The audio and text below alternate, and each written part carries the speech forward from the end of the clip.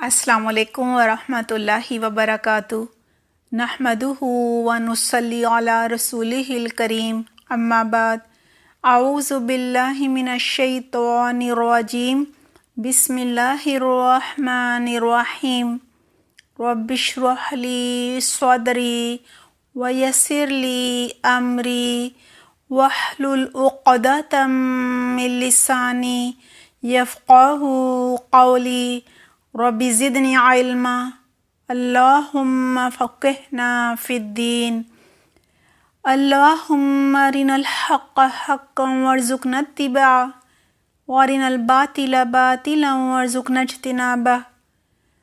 اللہم لک الحمد کما ہدیتنا للاسلام وعلمتنا الحکمت والقرآن، وصلوات اللہ وسلامہ علی خاتم النبیین وامام المرسلین وعلی آلہ الطیبین۔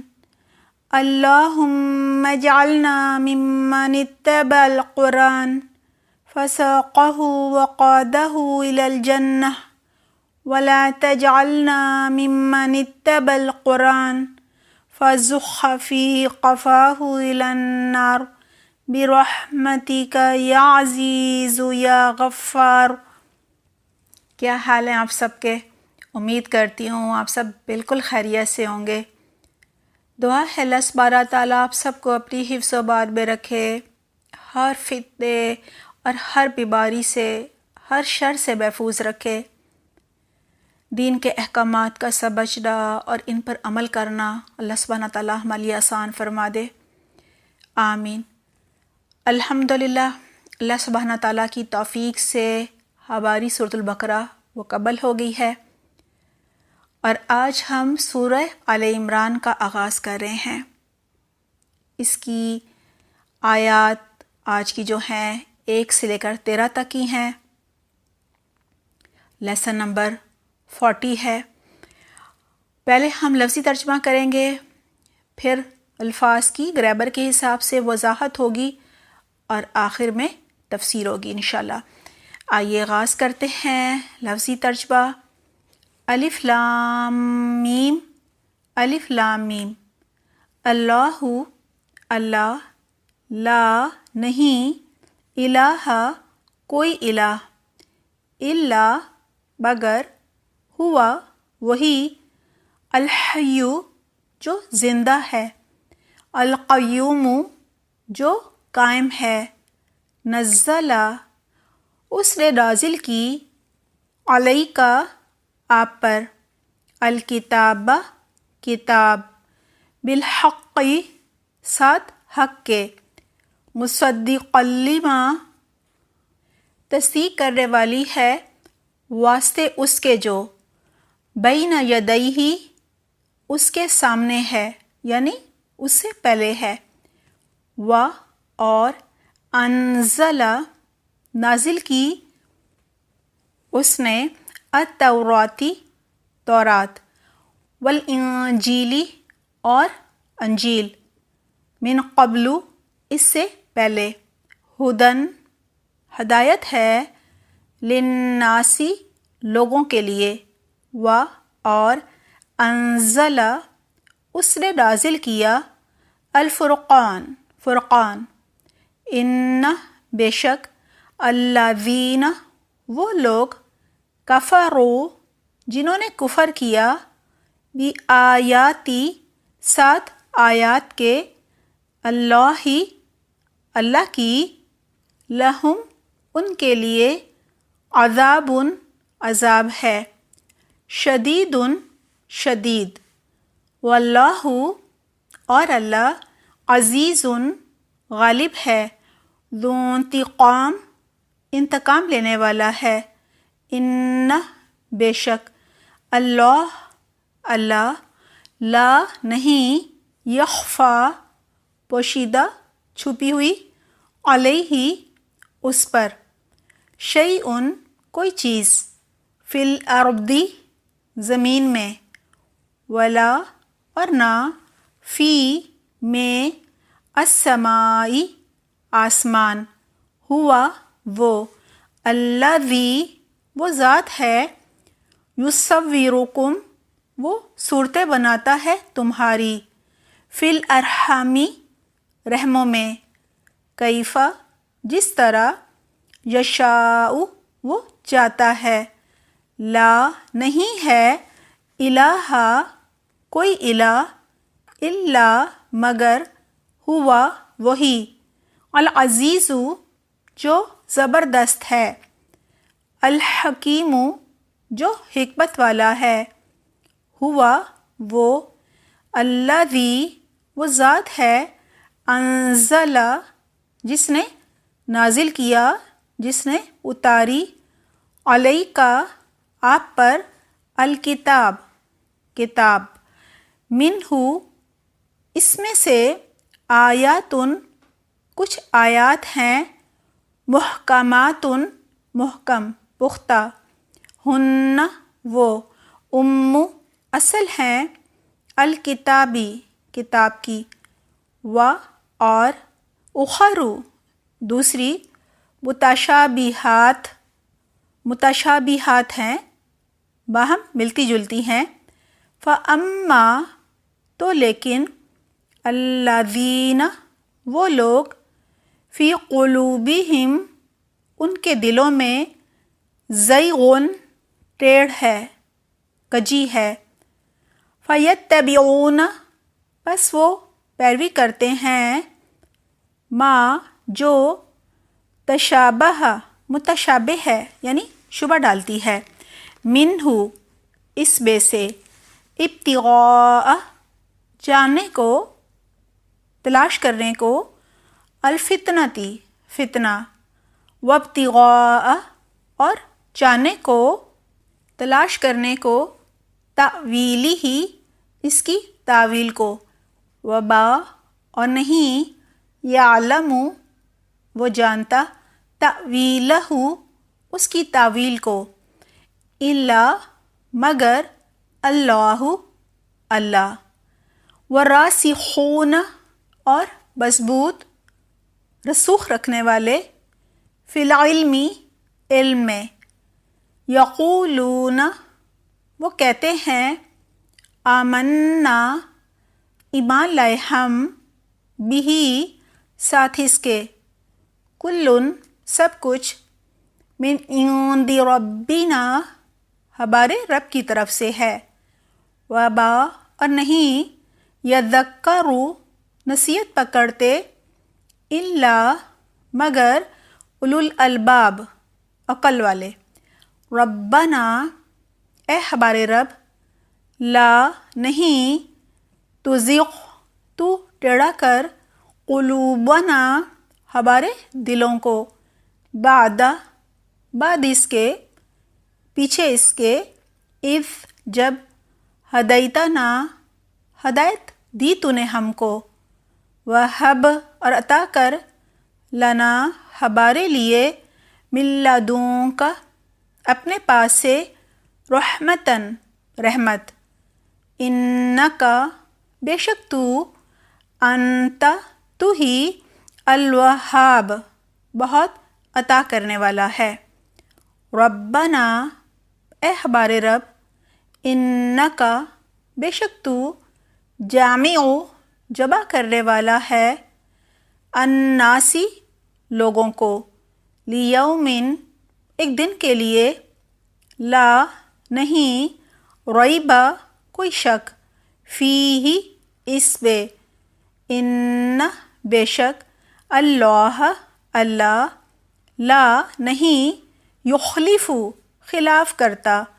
المیعاد وعدے کو، مقرر وقت کو، ان بے شک، الذین وہ لوگ، کفروا جنہوں نے کفر کیا، لن تغنی ہرگز نہ کام آئیں گے، عنہم ان کو، اموالہم مال ان کے، ولا اور نہ، اولادہم اولاد ان کی، من سے، اللہ اللہ، شیئن کچھ بھی، و اور، اولئک یہی لوگ، ہم وہ، وقود ایندھن ہیں، الناری آگ کا، کدأبی مانند حالت، آل فرعون فرعون کی، والذین اور وہ لوگ، من قبلہم جو ان سے پہلے تھے، کذبوا انہوں نے جھٹلایا،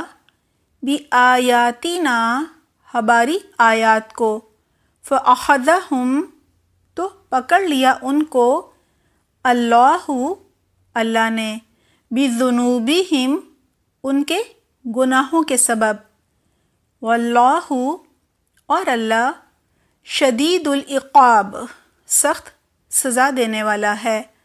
قل کہہ دیجئے، للذین ان لوگوں کے لیے، کفروا جنہوں نے کفر کیا، ستغلبون ان قریب تم مغلوب کیے جاؤ گے، اور تحشرون تم اکٹھے کیے جاؤ گے، الی طرف، جہنم کے، اور بئس کتنا برا ہے، المہاد ٹھکانہ، قد تحقیق، کان ہے، لکم تمہارے لیے، آیتن نشانی، فی فئتین دو گروہوں میں، التقطا آپس میں لڑے، ایک دوسرے سے نبرد آزما ہوئے، فئتن ایک گروہ، تقاتلو لڑ رہا تھا،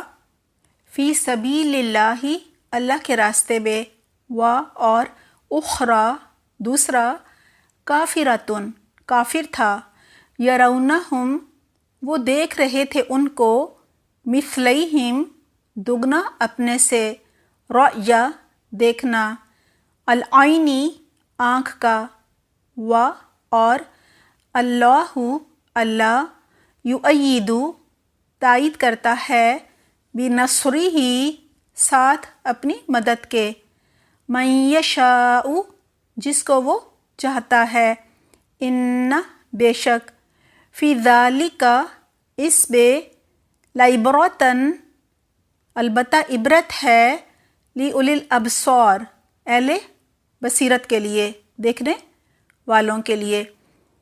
آئیے اب ان الفاظ کو گرامر کے حساب سے سمجھتے ہیں۔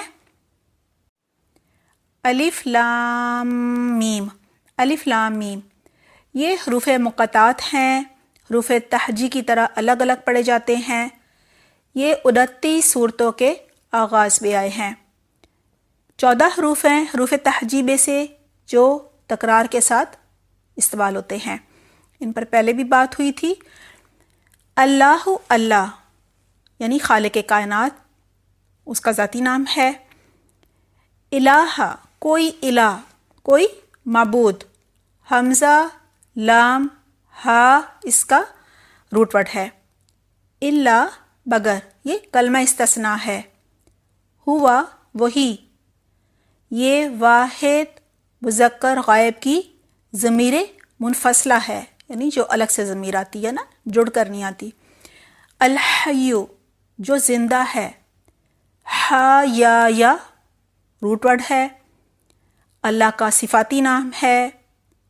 حیات مصدر سے صفت مشبہ ہے، ایسی حالت کا بالغ جس میں فنا اور موت کا تصور نہ ہو، اللہ سبحانہ تعالیٰ کے لیے آتا ہے۔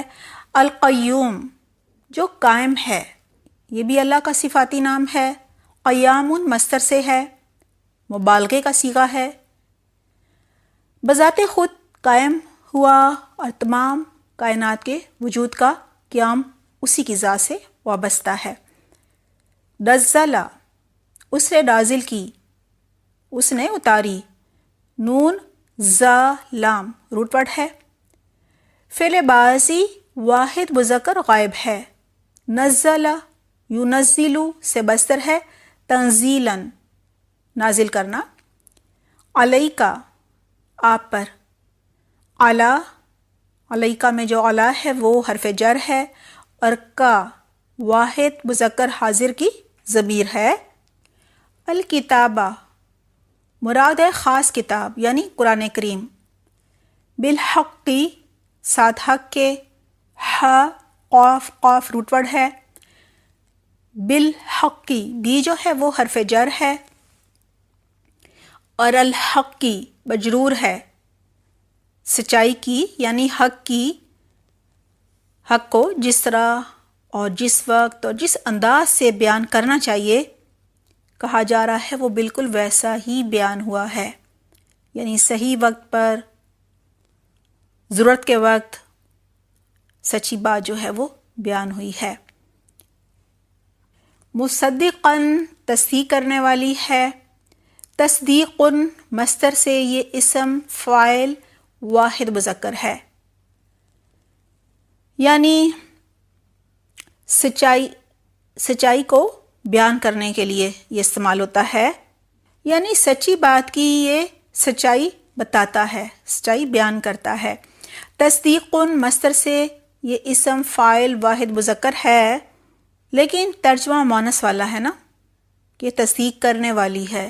اس کی وجہ یہ ہے کہ کتاب جو ہے وہ اردو میں مؤنث ہے، اس لیے ترجمہ ہم نے کیا تصدیق کرنے والی ہے۔ لیما واسطے اس کے جو، لی حرف جر ہے، ما مجرور ہے اور اسم موصول ہے۔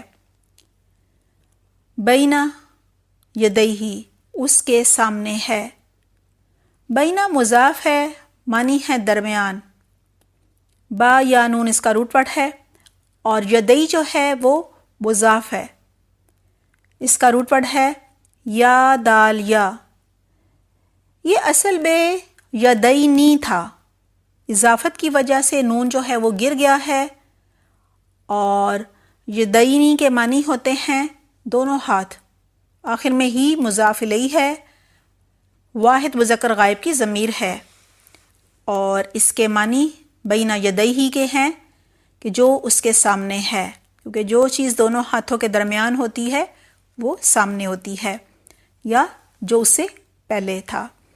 وا اور یہ حرف عطف ہے، انزلہ نازل کی اس نے، یعنی یک بارگی اترنا، ایک ہی دفعہ میں اترنا۔ یہ فعل بازی واحد مذکر غائب ہے، انزلہ یونزلو سے مصدر ہے انزال نازل کرنا، التورات تورات، و اور الانجیل انجیل، انجیل کے معنی ہوتے ہیں بشارت، من قبل اس سے پہلے، من حرف جر ہے، قبل مجرور ہے، ظرف زمان ہے، ہدن ہدایت ہے، ہا دال یا روٹ ورڈ ہے، اسم مصدر ہے، للناسی لوگوں کے لیے، اس کے دو روٹ ورڈ ہیں، ایک ہے حمزہ نون سین، انس بی سی سے ہوتا ہے نا، انسیت، اور دوسرا ہے نون واو سین، لی حرف جر ہے، الناسی یہ مجرور ہے، و اور انزلہ اس نے نازل کیا، الفرقان فرقان، فا را قاف روٹ ورڈ ہے، یہ اسم صفت ہے، حق و باطل میں فرق کرنے والا، ان بے شک، حرف مشبہ بالفعل ہے، الذین وہ لوگ، یہ اسم موصول جمع مذکر ہے، کفروا جنہوں نے کفر کیا، کافارا روٹ ورڈ ہے، فعل بازی جمع مذکر غائب ہے، کفرا یکفرو سے مصدر ہے کفرن انکار کرنا، بی آیاتی سات آیات کے، یہاں آیات کونی بھی مراد ہیں، یعنی جن کا تعلق کائنات سے ہے، سورج چاند ستاروں وغیرہ سے، اور شرعی بھی ہیں، یعنی شریعت کے بارے میں جو بھی آیات اور احکامات ہوتے ہیں، اور روٹ ورڈ ہے حمزہ یا، بی آیاتی، بی جو ہے وہ حرف جر ہے، آیاتی مجرور ہے اور مضاف ہے، معنی ہے آیات، نشانیاں، معجزات، اس کا واحد ہے آیتن، اللہ اللہ کی، یہ مضاف الیہ ہے، لہم ان کے لیے، لا حرف جر ہے، ہم مجرور ہے، جمع مذکر غائب کی ضمیر ہے، عذاب شدید عذاب ہے شدید، عذاب اس کا روٹ ورڈ ہے عین ذال با، معنی ہے مٹھاس، لے لینا، یعنی جہاں عذاب ہوگا وہاں کوئی مزہ تو نہیں ہوگا، کوئی مٹھاس تو نہیں ہوگی نا، اس لیے اس کے معنی ہے کہ مٹھاس کا لے لینا۔ یہ موصوف ہے، اور جو شدیدن ہے اس کا روٹ ورڈ ہے شین دال دال، وہ صفت ہے، شدن مصدر سے وہ صفت مشبہ ہے، اور ظاہر مبالغے کا صیغہ ہے، یعنی بہت سخت۔ واللہ، اور اللہ، عزیز غالب ہے، زبردست ہے۔ عین زا روٹ ورڈ ہے، یہ اللہ کا صفاتی نام ہے، کیونکہ اللہ قدرت والا ہے، غلبے والا ہے، کوئی اللہ کو نقصان نہیں پہنچا سکتا، کوئی اللہ سے مقابلہ نہیں کر سکتا، اللہ کو مغلوب نہیں کر سکتا۔ عزت مصدر سے یہ بامانی فاعل، مبالغے کا صیغہ ہے۔ ذو انتقام، انتقام لینے والا ہے، نون قاف میم روٹ ورڈ ہے۔ ذو انتقام، ذو جو ہے اس کے معنی ہے والا یا صاحب یا مالک، یہ مضاف ہے، اور انتقام مضاف الیہ ہے، مصدر ہے، معنی ہے سزا دینا، بدلہ لینا، انتقام لینا۔ ان، بے شک، اللہ، اللہ، لا نہیں، یہ نافیہ ہے۔ یخفا، پوشیدہ، چھپی ہوئی، خفیہ بیسی سے ہے۔ خافایا، یہ اس کا روٹ ورڈ ہے، یہ فعل مضارع واحد مذکر ہے، یہ تان میں سے یا آ رہا ہے نا شروع میں، اس لیے فعل مضارع ہے۔ خافیہ، یخفا سے مصدر ہے خفاءن، مخفی ہونا، پوشیدہ ہونا۔ دیکھیں جو پہلا میں بتاتی ہوں وہ فعل ماضی ہوتا ہے، جیسے کہ خافیہ فعل ماضی ہے، اور دوسرا جو ہوتا ہے وہ فعل مضارع ہوتا ہے، یخفا۔ علیہ، اوپر اس کے یا اس پر، شیئن، کوئی چیز، شین یا حمزہ روٹ ورڈ ہے، جب بھی آخری حرف پر تنوین ہو تو وہ اسم نکرہ ہوتا ہے، یہ اسم نکرہ ہے۔ فی الارضی، زمین میں، حمزہ را داد روٹ ورڈ ہے، اور جو بھی ال سے شروع ہو وہ اسم نکرہ نہیں بلکہ اسم معرفہ ہوتا ہے، یعنی خاص ہوتا ہے، اسم نکرہ ہوتا ہے، عام اسم۔ فی الارضی میں حرف جر ہے، الارضی اسم معرفہ اور مجرور ہے، ولا اور نہ، فی السمائی آسمان میں۔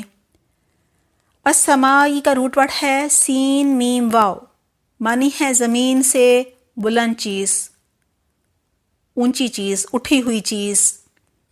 ہوا، وہ، یہ ضمیر ہے۔ الذی، وہ ذات ہے، یہ اسم موصول ہے، واحد مذکر ہے۔ یصورکم، وہ صورتیں بناتا ہے تمہاری، صاد واو را روٹ ورڈ ہے۔ یصورو، فعل مضارع واحد مذکر غائب ہے، صورہ، یصورو سے مصدر ہے تصویر، آپ نے سنا ہوگا تصویر یعنی صورت بنانا۔ کم جو ہے یصورکم میں وہ جمع مذکر حاضر کی ضمیر ہے۔ فی الارحامی، رحموں میں، را ح میم روٹ ورڈ ہے، الارحام مجرور ہے، ال سے شروع ہو رہا ہے، اسم معرفہ ہے، اس کا واحد ہے رحم، کیفہ جس طرح، یہ شرطیہ ہے۔ یشاء، وہ چاہتا ہے، شین یا حمزہ روٹ ورڈ ہے، یا سے شروع ہو رہا ہے نا، یہ تان میں سے ہے، لہذا فعل مضارع واحد مذکر غائب ہے۔ شاء، یشاء سے مصدر ہے مشیت، معنی ہے چاہنا۔ لا نہیں، الہ کوئی الہ، الا مگر، ہوا وہی، العزیز جو زبردست ہے، الحکیم جو حکمت والا ہے، ہا کاف میم روٹ ورڈ ہے، معنی ہے حکم والا ہے، اللہ کا حکم چلتا ہے نا۔ اللہ کا یہ صفاتی نام ہے۔ حکمت مصدر سے صفت مشبہ ہے، ہوا وہ، الذی وہ ذات ہے جو، انزلہ جس نے اتاری، علیک آپ پر، الکتابہ کتاب، کاف تابہ روٹ ورڈ ہے، کتبن کے معنی ہوتے ہیں اکٹھا کرنا، جمع کرنا۔ یہ سب الفاظ پہلے آ چکے ہیں۔ منہ اس میں سے، آیاتن کچھ آیات ہیں، مراد ہے شریعت کی آیات، محکماتن محکم پختہ، ہا کاف میم روٹ ورڈ ہے، حکمہ کے معنی ہے طاقت اور زور رکھنے والا، یہ صفت ہے۔ احکامن مصدر سے اسم مفعول جمع مؤنث ہے، اس کا واحد ہے محکمتن، یعنی وہ آیات جن کے الفاظ اور معنی میں کوئی شک نہ ہو۔ ہن وہ، یہ جمع مؤنث غائب کی ضمیر ہے۔ ام الکتابی اصل بے، یعنی اصل ہیں کتاب کی، یہ اس کے معنی ہیں۔ یہاں جو ہے نا امو، یہ مضاف ہے، ماں کو بھی کہا جاتا ہے، یعنی ہر چیز کی اصل کو امو کہتے ہیں، معنی ہے اصل، اور الکتاب کتاب کو کہتے ہیں، مضاف الیہ ہے یہ، و اور اخرو دوسری، اخرا کی جبہ آخرو ہے، آخر جسے آپ کہتے ہیں۔ متشابہاتن متشابہات یا باہم ملتی جلتی، شین با ہا جو ہے اس کا روٹ ورڈ ہے، واحد ہے متشابہتن، مراد ہے ایسا کلام جو دوسرے کلام سے ایسا ملتا جلتا ہو کہ باہم فرق کرنا، امتیاز کرنا مشکل ہو اور اس کی حقیقت سمجھنے میں دشواری ہو، جیسا کہ اللہ سبحانہ تعالیٰ کی ہستی، غیب کے امور، قضا و قدر، تقدیر کے مسائل وغیرہ۔ فَأَمَّا تو لیکن یا پس رہے، یہاں فا حرف عطف ہے، اما حرف شرط ہے۔ اما جو ہے وہ اکثر تفصیل اور کبھی تاکید کے لیے آتا ہے۔ الذین وہ لوگ، فی میں یہ پہلے آ چکے ہیں، قلوبہم ان کے دلوں، یہ مجرور ہے، مضاف ہے، واحد ہے قلب، قلب کے معنی ہے الٹ پلٹ ہونا، دل الٹ پلٹ ہوتا رہتا ہے نا، اور قلوبہم کے آخر میں جو ہم ہے وہ ضمیر ہے۔ زیغن ٹیڑھ ہے، کجی ہے، زا یا غائن روٹ ورڈ ہے، اس کے لفظی معنی ہوتے ہیں ٹیڑھا ہونا یا جھکنا، ایک طرف بہت زیادہ جھک جانا، مائل ہونا، کسی ایک چیز کی طرف زیادہ مائل ہو جانا۔ زاغ یزیغ سے مصدر ہے زیغن۔ فیتبعون پس وہ پیروی کرتے ہیں، تا با عین روٹ ورڈ ہے، شروع بے فا حرف عطف ہے، یتبعون فعل مضارع جبہ مذکر غائب ہے، اتبع یتبع سے مصدر ہے اتباع کرنا یعنی پیروی کرنا۔ ما جو، تشابہ متشابہ ہے یا شبہ ڈالتی ہے، شین با ہا اس کا روٹ ورڈ ہے، یہ فعل ماضی مذکر غائب ہے، تشابہ یتشابہ سے مصدر ہے تشابہن، منہ اس میں سے، ابتغائی معنی ہے چاہنے کو، تلاش کرنے کو، ابتغائی کا جو روٹ ورڈ ہے وہ ہے با غین یا، یہ مصدر ہے۔ الفتنتی فتنہ، فا تا نون روٹ ورڈ ہے، یہ بھی مصدر ہے۔ فتنہ یفتنو سے مصدر کیا ہے؟ فتنتن، یعنی فتنہ ہے۔ وابتغاء اور چاہنے کو، تلاش کرنے کو، تأویلی ہی اس کی تاویل کو، اس کے مطلب کو، روٹ ورڈ ہے حمزہ واو لام، اول پہلا بھی اسی سے ہے۔ یہ مضاف ہے، مصدر ہے، مراد ہے بیان کرنا یا خواب کی تعبیر بتانا یا اصل کی طرف لوٹنا یا حقیقت، تعویل، تعبیر، انجام، یہ سب اس کے معنی ہو سکتے ہیں۔ اور تعویلی ہی جو ہے وہ واحد مذکر غائب کی ضمیر ہے۔ وبا اور نہیں، با جو ہے وہ نافیہ ہے، یعلم جانتا ہے، یہ فعل مضارع واحد مذکر غائب ہے۔ علمہ یعلم سے مصدر ہے علم، جس کے معنی ہے جاننا۔ الا مگر، یہ کلمہ استثناء ہے۔ اللہ اللہ، والراسخون اور مضبوط یا اور رسوخ رکھنے والے، پختہ کار۔ را سین خا اس کا روٹ ورڈ ہے۔ رسوخن مصدر سے یہ اسم فاعل جمع مذکر ہے، واحد ہے راسخ۔ راسخ کے معنی ہوتے ہیں اردو میں جذب ہونا، ٹھہر جانا، کسی چیز کو مضبوطی سے قائم کرنے کو بھی رسوخ کہا جاتا ہے، پختہ کار کو کہا جاتا ہے۔ فی العلمی علم میں، عین لام میم روٹ ورڈ ہے۔ یقولون وہ کہتے ہیں، قاف واو لام روٹ ورڈ ہے۔ آمنا ہم ایمان لائے، حمزہ میم نون روٹ ورڈ ہے۔ یہ فعل ماضی جمع متکلم ہے۔ آمنا یؤمنو سے مصدر ہے ایمان، یعنی ایمان لانا۔ بھی ساتھ اس کے، کلن سب کچھ، کاف لام لام اس کا روٹ ورڈ ہے۔ من عند ربنا ہمارے رب کی طرف سے، عند مجرور ہے، مضاف ہے، معنی ہے پاس، نزدیک، قریب یا طرف، اور ربی مضاف الیہ مضاف ہے، را بابا روٹ ورڈ ہے، اور آخر میں ربی نا جو ہے وہ مضاف الیہ ہے اور جمع متکلم کی ضمیر ہے۔ وبا اور نہیں، یذکروا نصیحت پکڑتے، قبول کرتے۔ ذال کاف را روٹ ورڈ ہے۔ یہ فعل مضارع واحد مذکر غائب ہے۔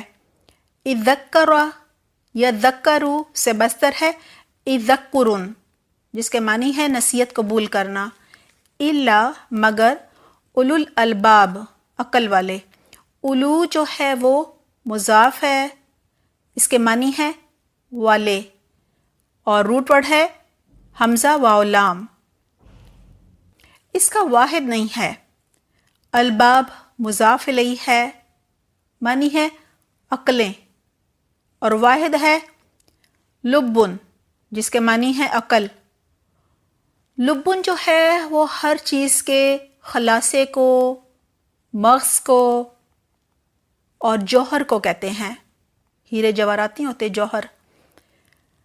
اور مغز اور عقل بھی انسان کا جوہر ہوتی ہے نا۔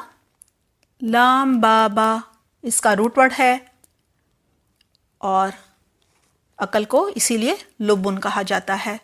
ربنا اے ہمارے رب، لا تزغ نہ تو ٹیڑھا کر، ز یا غین روٹ ورڈ ہے۔ یہ فعل نہیں واحد مذکر حاضر ہے۔ ازاغ یزیغ سے مصدر ہے ازاغتن، یعنی کجی پیدا کرنا۔ قلوبنا ہمارے دلوں کو، قلوب مضاف ہے، نا مضاف الیہ ہے، ضمیر ہے۔ بعد بعد اس کے یا پیچھے اس کے۔ اذ جب، یہ ظرف زمان ہے، ماضی کے لیے آتا ہے۔ ہدیتنا ہدایت دی تو نے ہم کو، ہا دال یا روٹ ورڈ ہے۔ ہدیتا فعل ماضی واحد مذکر حاضر ہے۔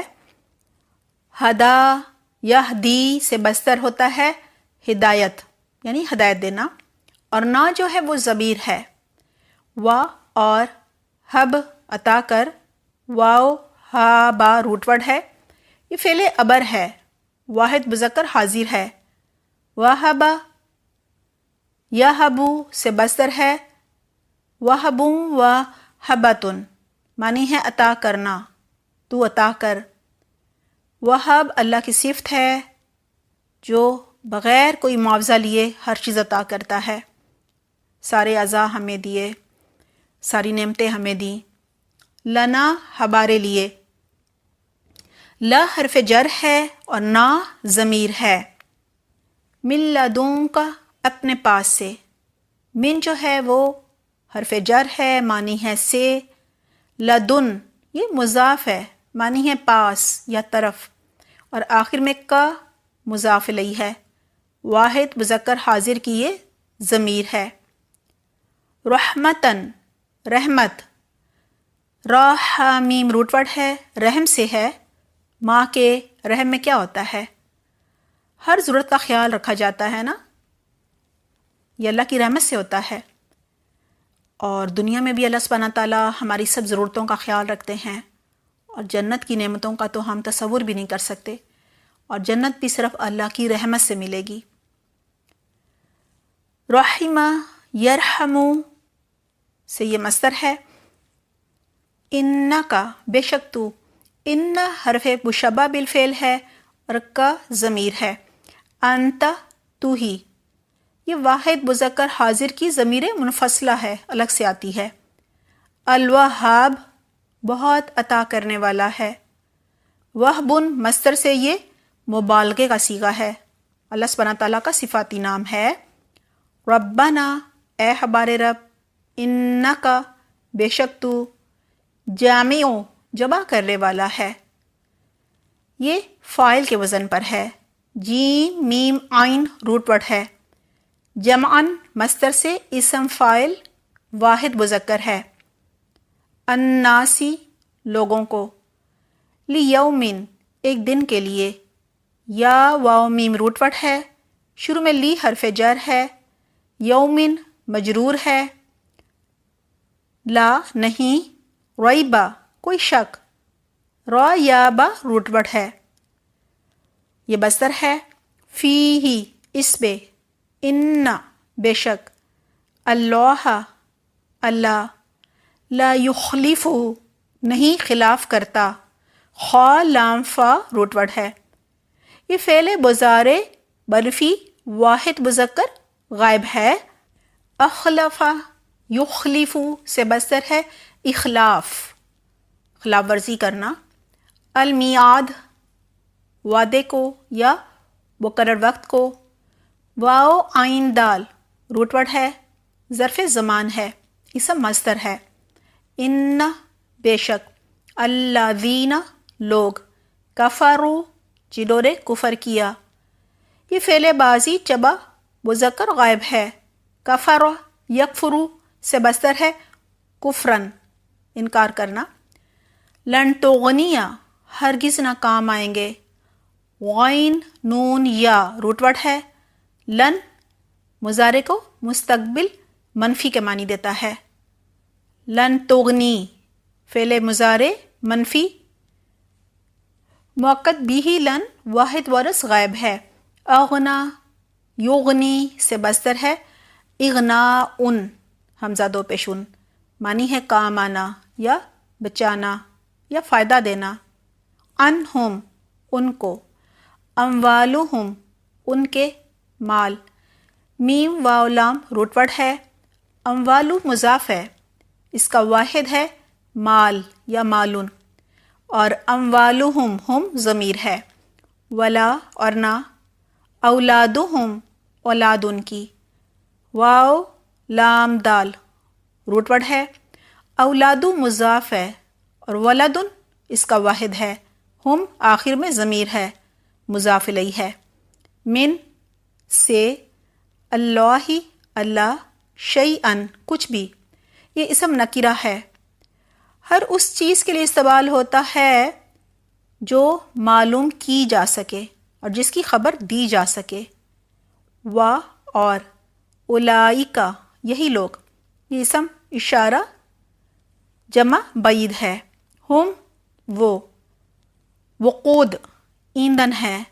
واو قاف دال روٹ ورڈ ہے، یہ مضاف ہے، الناری آگ کا، نون واو را روٹ ورڈ ہے، مضاف الیہ ہے یہ، کدابی مانند حالت، دال حمزہ با روٹ ورڈ ہے، شروع میں کا کلمہ تشبیہ ہے، معنی ہے مانند یا جیسا، اور دابی مصدر ہے، دعبا ید ابو جس کے معنی ہے مسلسل حالت یعنی عادت دستور۔ دابی اصل میں کسی کام کو مسلسل اور مشقت سے کرنے کو کہا جاتا ہے۔ آل فرعون، آل فرعون کی، والذین اور وہ لوگ، من قبلہم جو ان سے پہلے تھے، کذبوا انہوں نے جھٹلایا، یہ فعل بازی جبا مذکر غائب ہے، کذب یکذب سے مصدر ہے تکذیب جھٹلانا، بآیاتنا ہماری آیات کو، فأخذہم تو پکڑ لیا ان کو، حمزہ خا ذال روٹ ورڈ ہے، فا حرف عطف ہے شروع میں، اخذا فعل بازی واحد مذکر غائب ہے، اخذا یأخذ سے مصدر ہے اخذن، اخذ کرنا اردو میں بھی کہتے ہیں پکڑنا لینا، ہم ضمیر ہے جبا مذکر غائب کی، اللہ اللہ نے، بذنوبہم ان کے گناہوں کے، ذال نون با روٹ ورڈ ہے، شروع میں بی حرف جر ہے، با معنی سبب یہاں بھی آیا ہے، ذنوبی مجرور ہے، مضاف ہے، اس کا واحد ہے ذنبن ذنب، دم کو بھی کہا جاتا ہے، اور آخر میں ہم جو ہے وہ ضمیر ہے۔ واللہ اور اللہ، شدید العقاب سخت سزا دینے والا ہے، عین قاف با عقب ایڑی کو کہا جاتا ہے، پہلے بھی بات ہو چکی ہے، یہ ورقب اضافی ہے، شدید جو ہے وہ مضاف ہے، شد مصدر سے یہ صفت مشبہ ہے یعنی بہت سخت، العقاب یہ مضاف الیہ ہے، معنی ہے سزا، عقب سے ہے، یہ بھی ایڑی کو کہتے ہیں نا، عذاب پاداش جرم یہ سب اس کے معنی ہے، قل کہہ دیجئے یہ فعل امر ہے، حکم دیا جا رہا ہے نا، للذین ان لوگوں کے لیے، لی حرف جر ہے، الذین مجرور ہے اور اسم موصول ہے جبا مذکر ہے، کفروا جنہوں نے کفر کیا پہلے آ چکا ہے، ستغلبون ان قریب تم مغلوب کیے جاؤ گے، غین لام با روٹ ورڈ ہے، سا شروع میں جو ہے وہ حرف استقبال ہے، فعل مضارع کو مستقبل قریب کے معنی دینے کے لیے آیا ہے، تغلبون فعل مضارع مجھول جبا مذکر حاضر ہے، شروع میں پیش ہے نا اس لیے یہ مجھول ہے، غلبہ یغلب سے مصدر ہے غلبتن غلبہ پانا، و اور تحشرون تم اکٹھے کیے جاؤ گے، ہا شین را روٹ ورڈ ہے، یہ فعل مضارع مجھول جبا مذکر حاضر ہے، حشر یحشر سے مصدر ہے حشر جمع کرنا، الی جہنم جہنم کی طرف، الی حرف جر ہے، جہنم مجرور ہے، و اور بئسا کتنا برا ہے، با حمزہ سین روٹ ورڈ ہے، یہ فعل ضم ہے، اس کی گردان نہیں ہوتی، المیہاد یہ مہد سے ہے، معنی ہے ٹھکانہ گہوارہ بستر، میم ہا دال روٹ ورڈ ہے، قد تحقیق یہ فعل مضارع اور بازی دونوں پر داخل ہوتا ہے اور کلام میں زور اور تاکید پیدا کرتا ہے، کلمہ تحقیق بھی کہلاتا ہے، اس کے معنی ہوتے ہیں یقیناً یا ضرور، کانا ہے یہ فعل ناقص بازی واحد مذکر غائب ہے، کانا یکون سے مصدر ہے کونن ہونا، لکم تمہارے لیے، لا حرف جر ہے، کم جبا مذکر حاضر کی متصلہ ضمیر ہے. آیتن نشانی آیت. فی فیاتینی دو گروہوں میں. فی حرف جر ہے، فیاتینی مجرور ہے، فا حمزہ یا روٹ ورڈ ہے، تثنیہ ہے، اس کا واحد ہے فیاتن. التقطا آپس میں لڑے، ایک دوسرے سے مقابلہ کیا. لام قاف یا اس کا روٹ ورڈ ہے، کسی خاص مقصد کے لیے پہلے سے پلاننگ کر کے ملنا. التقا یلتقی سے مصدر ہے التقاء باہم مقابلے کے لیے اترنا. فیاتن ایک گروہ. تو قاتلو لڑ رہا تھا، قاف تا لام روٹ ورڈ ہے. یہ فعل مضارع واحد مونث غائب ہے. قاتل یقاتل سے مصدر ہے مقاتلتن قتل کرنا، لڑنا. فی میں سبیل اللہ اللہ کے راستے میں. سبیلی مجرور ہے اور مضاف ہے، سین با لام روٹ ورڈ ہے. اللہ اللہ و اور اخرى دوسرا حمزہ خارا روٹ ورڈ ہے. کافرتن کافر تھا. یہ اسم فاعل واحد مونث ہے. یرونہم وہ دیکھ رہے تھے ان کو. را حمزہ یا روٹ ورڈ ہے. یرونا فعل مضارع جبا مذکر غائب ہے. رآ یرا سے مصدر ہے رؤیتن دیکھنا. ہم جو ہے وہ آخر میں ضمیر ہے. مثلیہم دگنا اپنے سے. میم ثا لام روٹ ورڈ ہے. مثلا مضاف ہے، اصل میں مثلینی تھا، اضافت کی وجہ سے تثنیہ کا نون گر گیا ہے. دو مثل دو چند دگنا یہ اس کے معنی ہے. ہم ضمیر ہے. رؤیا دیکھنا یہ مصدر ہے. العینی آنکھ کا. واللہ اور اللہ. یؤیدو تائید کرتا ہے. حمزہ یا دال روٹ ورڈ ہے. فعل مضارع واحد مذکر غائب ہے. ایدہ یؤیدو سے مصدر ہے تائید، تائید کرنا، قوت دینا، قوی کرنا. بنصری ہی ساتھ اپنی مدد کے. نون صاد را روٹ ورڈ ہے. بی حرف جر ہے. نصری مصدر ہے، مجرور ہے اور مضاف ہے. من جس کو. یشاء چاہتا ہے. ان بے شک. فی ذالک اس میں. ذالک اسم اشارہ واحد مذکر بعید ہے. لا عبرتن البتہ عبرت ہے. عین با روٹ ورڈ ہے. عبرتن معنی ہے عبرت اور نصیحت حاصل کرنا، ایک حال سے دوسرے حال میں گزرنا. لِأُولِي الْأَبْصَارِ اہل بصیرت کے لیے.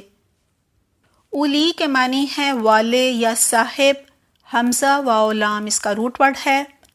الابصار اس کے معنی ہے آنکھیں اور واحد ہے بصرن روٹ ورڈ ہے با صاد را. آئیے اب ان آیات کی تلاوت سنتے ہیں. اعوذ باللہ من الشیطان الرجیم.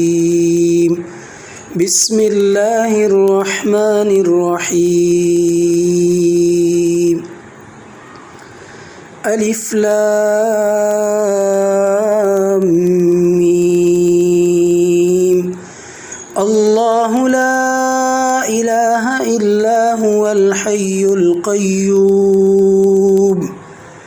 نزل عليك الكتاب بالحق مصدقا لما بين يديه وأنزل التوراة والإنجيل من قبل هدى للناس وأنزل الفرقان. إن الذين كفروا بآيات الله لهم عذاب شديد والله عزيز ذو انتقام. إن الله لا يخفى عليه شيء في الأرض ولا في السماء هو الذي يصوركم في الأرحام كيف يشاء لا إله إلا هو العزيز الحكيم هو الذي أنزل عليك الكتاب منه آيات محكمات هن أم الكتاب وأخر متشابهات فأما الذين في قلوبهم زيغ فيتبعون ما تشابه منه ابتغاء الفتنة وابتغاء تأويله وما يعلم تأويله إلا الله والراسخون في العلم يقولون آمنا به كل من عند ربنا وما يذكر إلا أولو الألباب ربنا لا تزغ قلوبنا بعد إذ هديتنا وهب لنا من لدنك رحمة إنك أنت الوهاب ربنا إنك جامع الناس ليوم لا ريب فيه إن الله لا يخلف الميعاد إن الذين كفروا لن تغني عنهم أموالهم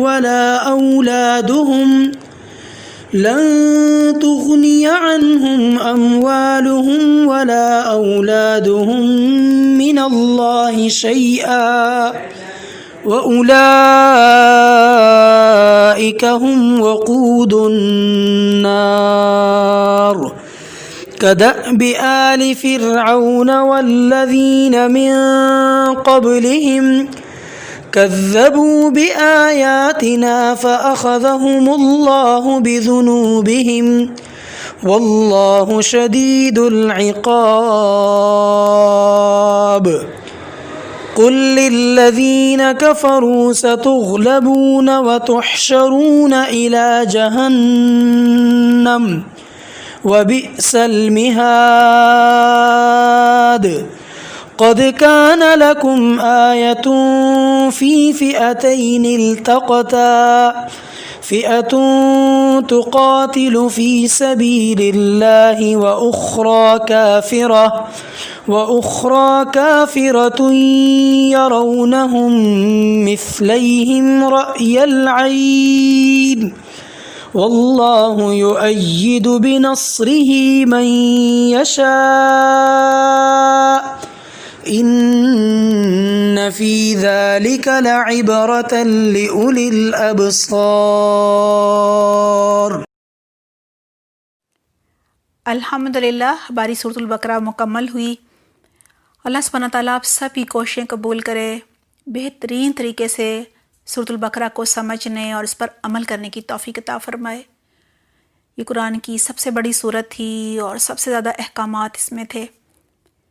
اللہ سبحانہ تعالیٰ ہمیں عملی نمونہ بن کے دوسروں کو عمل کی ترغیب دے اور ہم دوسروں کو بھی سورۃ البقرہ کی جو آیات ہیں ان کی وضاحت کر سکیں، انہیں پڑھا سکیں. اللہ سبحانہ تعالیٰ آپ سب کی کوششیں قبول کرے، آمین. آئیے ایک نظر سورۃ البقرہ پر ڈال لیتے ہیں. سورۃ البقرہ کے مضامین کے اعتبار سے 2 حصے تھے. ابتدائی 18 رکوع یہود کی اصلاح کا ذکر تھا. یہ تقریباً 151 آیات تھیں، 151. اور دوسرے حصے میں امت محمدیہ کو یعنی ہمیں زندگی کے تمام شعبوں سے متعلق ہدایات دی گئی تھیں اور عمل صالح کرنے پر، نیک اعمال کرنے پر زور تھا۔ اللہ سبحانہ تعالیٰ ہمیں اس کی بہترین توفیق دے۔ سورۃ البقرہ کے پہلے حصے کے پہلے جو 2 رکوع تھے ان میں دعوت الی الکتاب کا ذکر تھا، یعنی قرآن کی طرف دعوت دی گئی تھی، اور پھر اس سلسلے میں 3 جماعتوں کے اوصاف اور ان کی صفات اور ان کی علامات کا ذکر تھا، اور ان کے دنیا اور آخرت کے انجام کا بتایا گیا تھا کہ دنیاوی انجام کیا ہوگا اور اخروی کیا ہوگا۔ یہ تو تھے پہلے 2 رکوع۔ تیسرے رکوع میں اصول ثلاثہ کا دلائل کے ساتھ ذکر تھا، یعنی دلیل بھی دی گئی تھی ہر اصول کی۔ اصول ثلاثہ پر ایک دفعہ دوبارہ بات کر لیتے ہیں۔ اس میں 3 چیزیں آتی ہیں، ثلاثہ 3 کو کہتے ہیں نا۔ نمبر 1 توحید کا ذکر تھا، نمبر 2 تذکیر بالآلاء اللہ، یعنی اللہ سبحانہ تعالیٰ کی نعمتوں کے ذریعے اللہ سبحانہ تعالیٰ کی پہچان اور معرفت کرائی جاتی ہے، اور نمبر 3 تذکیر بالایام اللہ، یعنی پچھلی قوموں کے جو عذاب کے دن ہوتے ہیں نا ان کا ذکر کر کے عبرت اور نصیحت پکڑنے کو کہا جاتا ہے۔ چوتھے رکوع میں وحی کی ضرورت کا ذکر تھا۔ اس سلسلے میں آدم علیہ السلام کی فضیلت کا اور پھر انہیں توبہ کرنے کا جو طریقہ وحی کے ذریعے سکھایا گیا تھا وہ سارا تھا، لہٰذا یہ چیز تو بالکل واضح ہو گئی کہ اولاد آدم کو یعنی ہمیں ہدایت کے لیے وحی کی ضرورت ہے، ہم وحی کے محتاج ہیں، یعنی صرف حواس خمسہ اور عقل کافی نہیں ہے۔ 5ویں رکوع میں بنی اسرائیل کو کرنے اور نہ کرنے کے احکامات دیے گئے تھے۔ رکوع نمبر 6 سے لے کر رکوع نمبر 9 تک میں بنی اسرائیل کے آباء و اجداد کا ذکر تھا، اور ان پر کیے گئے 11 انعامات کا ذکر تھا، 6 جو ان پر عذاب آئے تھے، 6 عذابات کا ذکر تھا، اور 12 اخلاقی، علمی اور عملی امراض کا ذکر تھا، جو بیماریاں تھیں ان کے اندر نا۔ یہ تھے رکوع نمبر 9 تک کے سارے جو بھی مضامین تھے۔ اس کے بعد آئیے رکوع نمبر 10 پر۔ رکوع نمبر 10 سے لے کر رکوع نمبر 14 تک میں، ان 4 رکوع میں، بلکہ یہ 5 رکوع بنتے ہیں، ان میں بنی اسرائیل کی 29 کوتاہیوں کا، ان کی خطاؤں کا، غلطیوں کا ذکر تھا۔ دراصل بنی اسرائیل کے جو علماء تھے، آپ کو پتہ ہی ہے کہ وہ لفظی اور معنوی اپنی کتابوں میں تحریف کرتے تھے، اور جو عوام تھی وہ نفاق اور خوش فہمی کا شکار تھی کہ جی ہم تو جائیں گے ہی نہیں جہنم میں، ہم تو لاڈلے ہیں، چہیتے ہیں، گئے تو چند دنوں کے لیے جائیں گے جتنے دن ہم نے بچھڑے کی پوجا کی تھی۔ لہٰذا یہ جو 29 میں نے کوتاہیوں کا ذکر کیا نا، یہ حقوق اللہ اور حقوق العباد دونوں کے بارے میں تھی۔ رکوع نمبر 15 اور 16 میں امت مسلمہ یعنی امت محمدیہ کی برتری کے 5 اسباب کا ذکر تھا۔ رکوع نمبر 17 سے ہمارے دوسرے پارے کا پھر آغاز ہو جاتا ہے۔ دوسرے پارے میں سب سے پہلے امت محمدیہ کے مرکز یعنی بیت اللہ اور قائد یعنی رسول اللہ صلی اللہ علیہ وسلم کا ذکر تھا۔ پھر رسول اللہ صلی اللہ علیہ وسلم کی 4 اہم ذمہ داریاں جو تھیں ان کا ذکر تھا۔ پھر شخصی اصلاح کہ ہر شخص اپنی انفرادی اصلاح کرے، اس کا ذکر تھا۔ شخصی اصلاح میں کیا آتا ہے؟ ذکر، شکر، صبر، مسلسل دعا کرنا اور اللہ سے تعلق مضبوط کرنا، شاعر اللہ کی تعظیم کرنا۔ شاعر اللہ کیا ہوتے ہیں؟ جیسے کہ خانہ کعبہ ہو گیا، مسجد ہو گئی، قرآن ہو گیا، جن کو دیکھ کے اللہ یاد آتا ہے۔ اب آ جائیے 23ویں رکوع پر۔ 23ویں رکوع تک تدبیر منزل، یہ کیا ہوتی ہے؟ جی یہ ہوتی ہے رزق حلال کا ذکر تھا، عدل و انصاف کا ذکر تھا، مالی معاملات کا ذکر تھا، یعنی مالی معاملات میں حقداری کی رعایت، روزے کے ذریعے ضبط نفس حاصل کرنا یعنی سیلف کنٹرول حاصل کرنا، اور معاملات کی اصلاح کرنے کا ذکر تھا۔ 24ویں رکوع سے لے کر 27ویں رکوع تک ملک میں امن و ایمان قائم کرنے کے یعنی ملک گیری کے اصول بتائے گئے تھے۔ ملک گیری کے اصولوں میں آتا ہے حکم جہاد سے متعلق 12 عنوانات تھے، جن میں سے 5 عنوانات حج سے متعلق تھے۔ رکوع نمبر 28 سے لے کر رکوع نمبر 31ویں میں ملک داری کا ذکر تھا۔ ملک داری میں آتا ہے ازواجی زندگی سے متعلق جیسے کہ 14 احکامات تھے۔ پھر 23ویں رکوع سے لے کر 33ویں رکوع تک 32 سے 33 تک میں یعنی سورۃ البقرہ کے آخر تک میں خلافت کبریٰ کا ذکر تھا۔ خلافت کبریٰ ہوتی ہے جیسے کہ جماعت کی تنظیم کا ذکر تھا، خلافت اسلامیہ کی ضرورت کا ذکر تھا، پھر خلیفہ کی ذمہ داریاں بتائی گئی تھیں، دین کے کام کے لیے مددگاروں کی ضرورت ہوتی ہے، اور ارکان خلافت کا جو تعلق ہے اللہ سبحانہ تعالیٰ سے وہ بہت ہی مضبوط ہونا چاہیے، یعنی تعلق مع اللہ کا ذکر تھا۔ آئیے اب سورہ آل عمران کا آغاز کرنے سے پہلے سورۃ البقرہ اور آل عمران کا آپس میں ربط یعنی جو تعلق ہے نا وہ دیکھ لیتے ہیں۔ نمبر 1، سورۃ البقرہ میں جو مضامین تھے خصوصاً توحید، رسالت، جہاد اور انفاق فی سبیل اللہ کے، ان مضامین کی مزید جو وضاحت ہے وہ سورہ آل عمران میں ہے۔ نمبر 2، سورۃ البقرہ کے آخر میں کفار اور مشرکین کے مقابلے میں اللہ سبحانہ تعالیٰ سے مدد کی درخواست کی گئی تھی، جبکہ سورہ آل عمران میں سورۃ البقرہ میں مانگی گئی دعا کی قبولیت کا ذکر ہے، اور بتایا گیا ہے کہ اللہ کی مدد اور نصرت جو ہے وہ کس کو ملتی ہے، یعنی صحیح حقدار کون ہوتے ہیں، جو صحیح معنوں میں توحید کے قائل ہوتے ہیں۔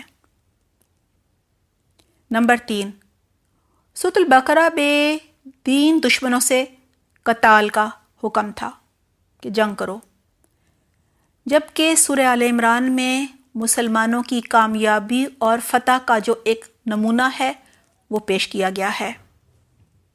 نمبر 4، سورۃ البقرہ میں اکثر خطاب جو ہے وہ یہود سے تھا، جبکہ سورہ آل عمران میں اکثر خطاب نصارہ سے ہے، عیسائیوں سے ہے۔ نمبر 5، سورۃ البقرہ میں دلائل کی روشنی میں توحید کو ثابت کیا گیا تھا، یعنی دلیل سے بات کی گئی تھی، جبکہ سورہ آل عمران میں توحید کے حوالے سے عیسائیوں کے جو شک و شبہات تھے ان کے جوابات دیے گئے ہیں۔ آئیے اب سورۃ البقرہ اور سورہ آل عمران میں جو مشابہت ہے، جو مناسبت ہے اس کو دیکھ لیتے ہیں۔ دونوں سورتوں کا آغاز الف لام میم سے ہوتا ہے۔ دونوں کے آغاز میں قرآن کی عظمت کا ذکر ہے، اور دونوں سورتوں کے اختتام پر عظیم دعائیں ہیں۔ سورۃ البقرہ کو آل عمران کی جڑواں بہن کہا جاتا ہے، دونوں کو پڑھنے کا ثواب بھی کہا جاتا ہے، برابر ملتا ہے۔ سورۃ البقرہ میں آدم علیہ السلام کا ذکر تھا جو ماں باپ کے بغیر پیدا ہوئے تھے، جبکہ سورہ آل عمران میں حضرت عیسیٰ علیہ السلام کا ذکر ہے جو باپ کے بغیر پیدا ہوئے۔ آئیے اب سورہ آل عمران کا آغاز کرتے ہیں۔ پہلے سورہ آل عمران کی فضیلت پر کچھ بات کر لیتے ہیں۔ رسول اللہ صلی اللہ علیہ وسلم نے سورۃ البقرہ اور سورہ آل عمران کو الزہراوین یعنی دو جگمگانے والی صورتیں، یعنی دو چمکنے والی صورتیں فرمایا ہے، اور امت کو ان کو پڑھتے رہنے کی ترغیب دیتے ہوئے فرمایا ہے کہ انہیں پڑھا کرو، قیامت کے دن وہ اس حال میں آئیں گی جیسے دو بادل یا دو سائبان یا پرندوں کے دو جھنڈ ہیں، اور اپنے پڑھنے والوں کی طرف سے اللہ سبحانہ تعالیٰ سے پڑھنے والوں کی مغفرت کے لیے جھگڑا کریں گی۔ یہ حدیث ہے مسلم کتاب الصلاۃ میں۔ تیسرے پارے کے 9ویں رکوع سے سورہ آل عمران کا آغاز ہوتا ہے۔ آل عمران جو ہے یہ مدنی صورت ہے، ہجرت کے بعد نازل ہوئی ہے، مگر مدینہ آ کر بھی مسلمانوں کو کافروں کی طرف سے مشکلات کا جو ہے سامنا کرنا پڑ رہا تھا۔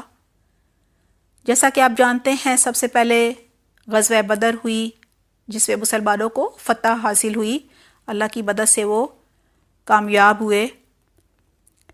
قریش کے جو بڑے بڑے سردار تھے وہ جنگ بدر میں مارے گئے۔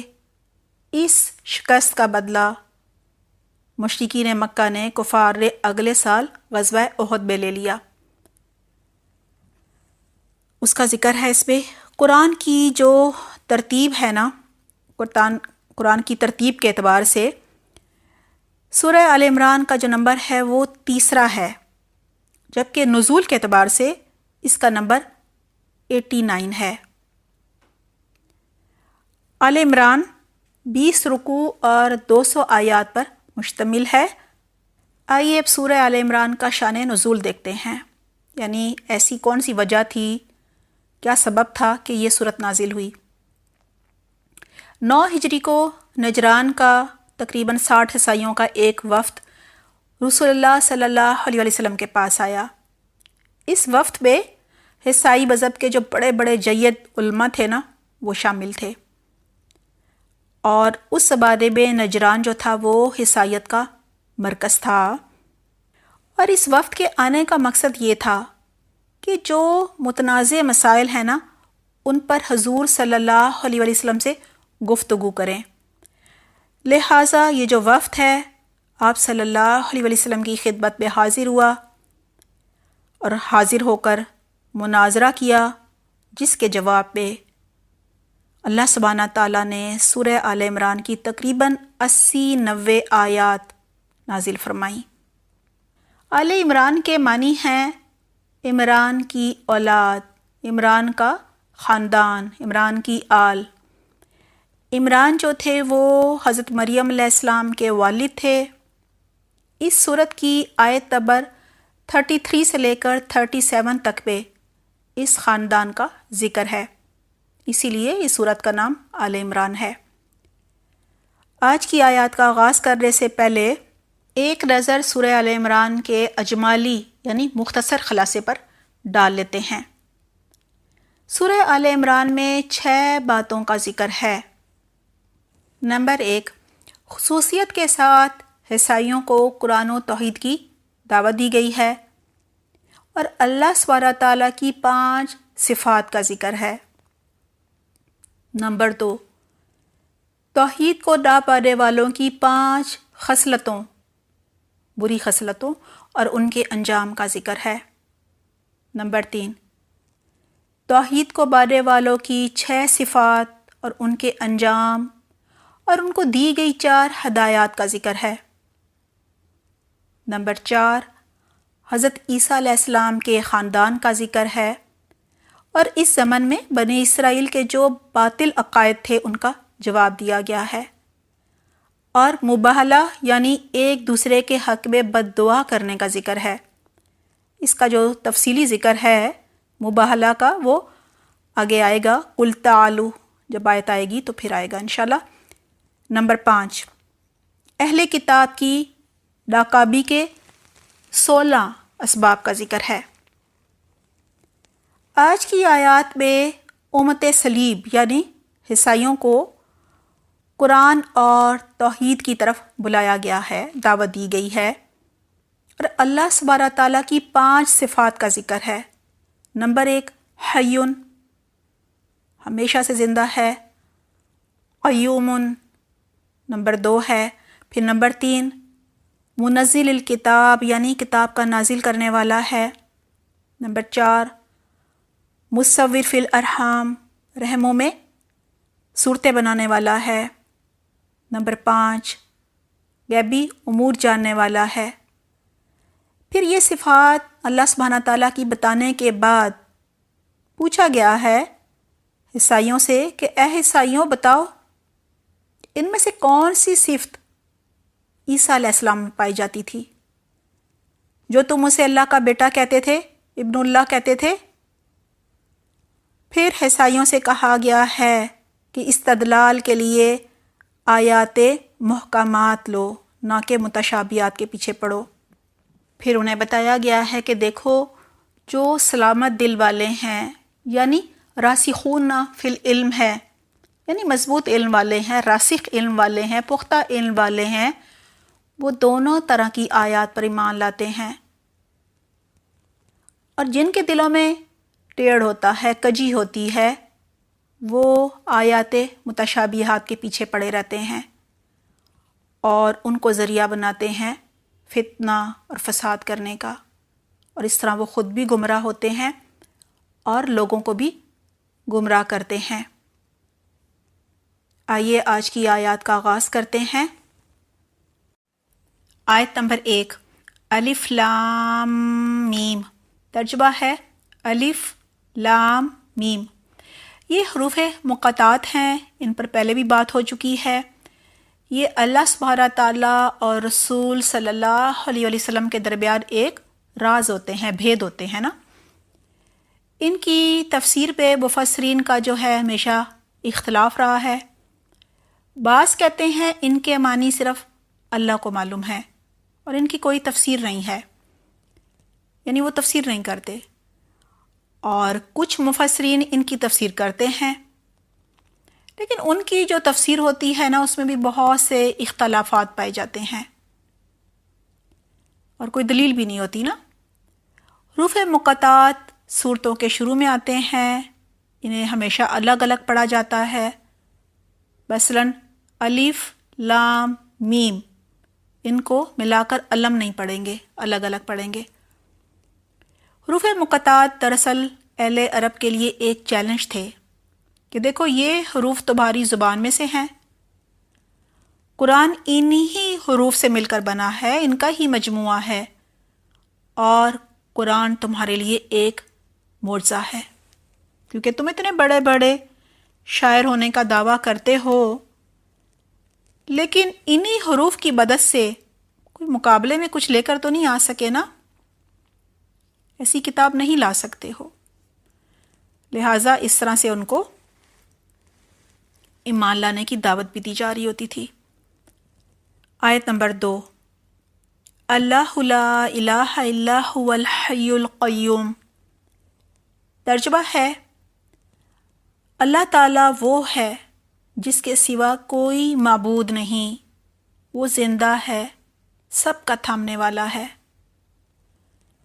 سب سے پہلے ہے اللہ لا الہ الا ہو، یعنی اللہ سبحانہ تعالیٰ وہ ذات ہے جس کے علاوہ کوئی معبود نہیں، کوئی عبادت کے لائق نہیں، کیونکہ کسی اور میں یہ صفات ہی نہیں نا کہ اللہ خالق ہے، سب کو پیدا کرنے والا ہے، تخلیق کیا سب کو، مالک ہے، ہر چیز اس کی ہے، رازق ہے، سب کو رزق دیتا ہے، اور وہ صرف ایک ہے، وہ سب کچھ ہے، ہر چیز اللہ سے ہے، لیکن وہ کسی چیز سے نہیں ہے۔ اللہ سبحانہ تعالیٰ کی ذات ہی ہے جو تمام عالم کا انتظام چلا رہی ہے۔ اللہ سبحانہ تعالیٰ یعنی خالق بھی ہیں، مالک بھی ہیں، رازق بھی ہیں، تو کہا جا رہا ہے کہ کسی اور میں یہ صفات ہیں، جس میں یہ صفات ہوتی ہیں تخلیق کرنے کی، ملکیت کی، رزق دینے کی، وہی اس قابل ہوتا ہے کہ اسے اصل اور سچا معبود مانا جائے، صرف اسی کی عبادت کی جائے، اس کے سوا کسی اور کو معبود نہ مانا جائے، صرف اسی سے مدد مانگی جائے، کسی اور سے نہ مانگی جائے۔ یہاں اللہ سبحانہ تعالیٰ کی یہ صفت بتا کر کہ اس کے سوا کوئی معبود نہیں، عیسائیوں کے اس عقیدے کی رد کی جا رہی ہے، نفی کی جا رہی ہے کہ حضرت عیسیٰ علیہ السلام اللہ کے بیٹے ہیں، ان کا تو یہ عقیدہ تھا نا۔ اب اللہ سبحانہ تعالیٰ کی مزید صفات کا ذکر کر کے عیسائیوں کو مزید غور و فکر کی دعوت دی جا رہی ہے کہ دیکھو کیا یہ صفات حضرت عیسیٰ علیہ السلام میں ہیں، جیسا کہ سورہ اخلاص میں بھی ہے نا، قل هو اللہ احد۔ اے نبی صلی اللہ علیہ وسلم آپ کہہ دیجئے اللہ ایک ہے، اللہ الصمد، وہ معبود برحق ہے اور بے نیاز ہے، لم یلد ولم یولد، نہ کسی کا باپ ہے اور نہ کسی کا بیٹا، ولم یکن لہ کفوا احد، اور کوئی اس کا ہمسر نہیں ہے۔ اللہ سبحانہ تعالیٰ کو اولاد کی ضرورت نہیں ہے، کیونکہ اولاد جو ہے وہ کمزور لوگوں کو چاہیے ہوتی ہے نا، انسانوں کو چاہیے ہوتی ہے۔ کیوں چاہیے ہوتی ہے؟ انسان کمزور ہے نا، کہ بڑھاپے میں یہ سہارا بنے گی، ہماری نسل آگے بڑھے گی، ہمارا خیال رکھے گی، یہ سب ہوتا ہے، یہ کمزوری کی علامت ہے اولاد کا ہونا۔ پھر اللہ سبحانہ تعالیٰ کی مزید صفات کا ذکر ہے، الحی القیوم، وہ زندہ ہے، قائم ہے۔ یہاں دو صفات کا ذکر ہے، پہلی ہے الحی، وہ ہمیشہ سے زندہ ہے اور ہمیشہ زندہ رہے گا، یعنی وہ ازل سے ہے اور ابد تک رہے گا، اسے موت اور فنا نہیں ہے۔ القیوم، وہ سب کو تھامنے والا ہے۔ قیوم کے معنی ہوتے ہیں وہ ساری کائنات کو قائم رکھنے والا ہے، خود بھی قائم ہے اور قائم رکھنے والا ہے، محافظ ہے، نگران ہے۔ یہاں توحید کی عقلی دلیل دی جا رہی ہے، عقل کو جھنجھوڑا جا رہا ہے کہ دیکھو ساری کائنات اللہ سبحانہ تعالیٰ کی محتاج ہے، فقیر ہے، لیکن اللہ سبحانہ تعالیٰ کی ذات کسی کی محتاج نہیں۔ انسان کمزور ہوتا ہے، محتاج ہوتا ہے، اسے رشتہ داروں کی، اولاد کے سہارے کی ضرورت ہوتی ہے، جبکہ اللہ کو کسی سہارے کی ضرورت نہیں۔ نصارہ جو تھے عیسیٰ علیہ السلام کو اللہ کا بیٹا کہتے تھے یا تین میں سے ایک مانتے تھے نا، یہاں ان کے غلط عقیدے کی رد کی جا رہی ہے اور بتایا جا رہا ہے کہ عقل سے کام لو۔ عیسیٰ علیہ السلام میں یہ اللہ سبحانہ تعالیٰ والی جتنی صفات ہیں ان میں سے کوئی ایک صفت بھی پائی جاتی ہے؟ نہیں پائی جاتی نا، کیونکہ وہ اللہ کے بیٹے نہیں ہیں، بلکہ وہ اللہ کی مخلوق ہیں، اللہ نے ان کو تخلیق کیا تھا، وہ ماں کے پیٹ سے پیدا ہوئے تھے نا۔ حضرت مریم علیہ السلام نے ان کو جنم دیا تھا، بغیر باپ کے پیدا ہوئے تھے، تو حضرت آدم علیہ السلام تو ماں باپ دونوں کے بغیر پیدا ہوئے تھے۔ اللہ کی مرضی، جس کو جیسے چاہے پیدا کرے۔ حضرت عیسیٰ علیہ السلام تو کائنات بننے کے بہت بعد میں، بہت سے انسانوں اور انبیاء کرام کے بعد اس دنیا میں وجود میں آئے تھے، پیدا ہوئے تھے، یعنی ان کی ولادت سے پہلے بھی کائنات کا سارا نظام جو ہے وہ چل رہا تھا، لہٰذا ان کے بغیر کائنات کا سارا نظام کون چلا رہا تھا جب وہ دنیا میں نہیں آئے تھے؟ یقیناً اللہ سبحانہ تعالیٰ چلا رہے تھے۔ لہٰذا نصارہ کی عقل کو جھنجھوڑا جا رہا ہے، کہا جا رہا ہے کہ عیسیٰ علیہ السلام نہ تو اللہ ہیں اور نہ ہی اللہ سبحانہ تعالیٰ کے بیٹے ہیں۔ اگر عیسائیوں کا عقیدہ درست ہوتا کہ وہ اللہ ہیں یا اللہ کے بیٹے ہیں، تو عیسیٰ علیہ السلام کو اللہ سبحانہ تعالیٰ جیسی صفات کا حامل ہونا چاہیے تھا نا،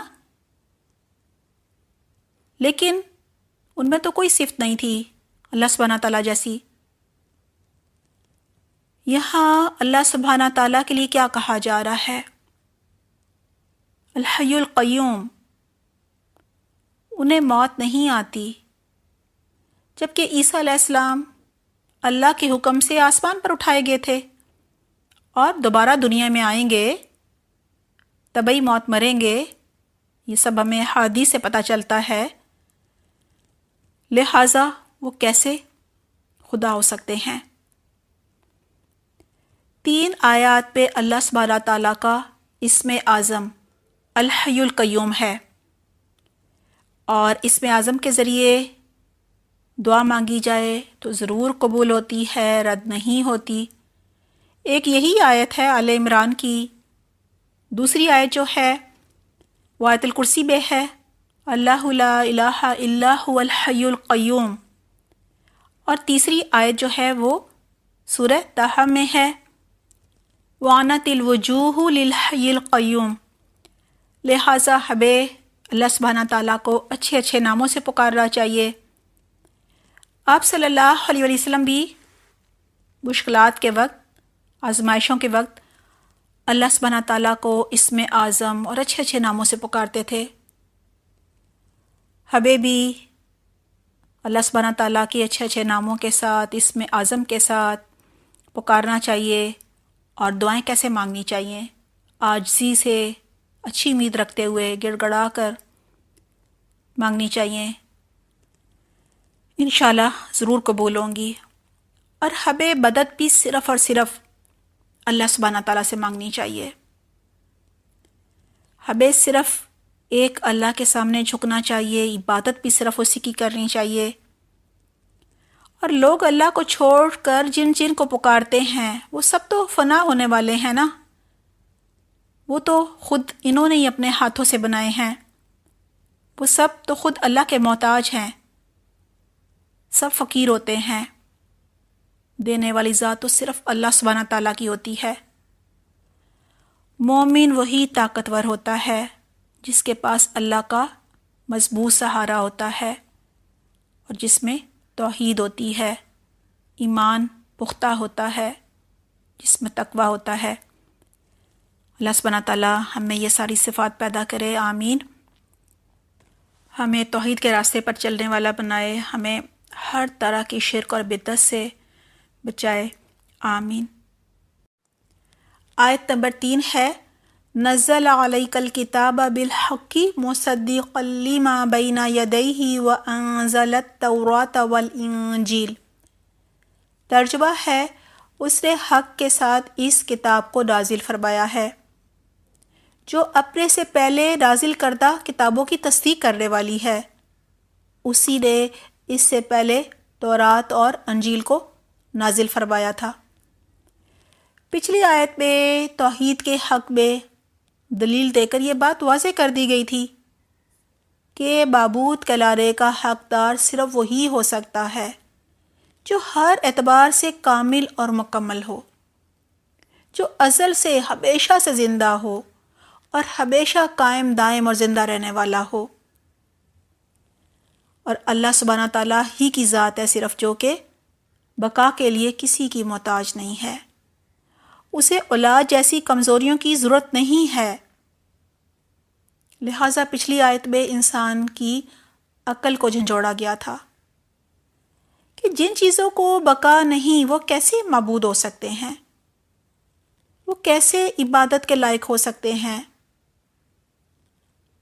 کیوں ان سے مدد مانگی جائے؟ بت پتھر کا ہو، لکڑی کا ہو، تانبے کا ہو، پیتل کا ہو، یا پھر سونے چاندی کا ہو، وہ تو خود انسانوں نے تراشا ہوتا ہے، اسے بنایا ہوتا ہے۔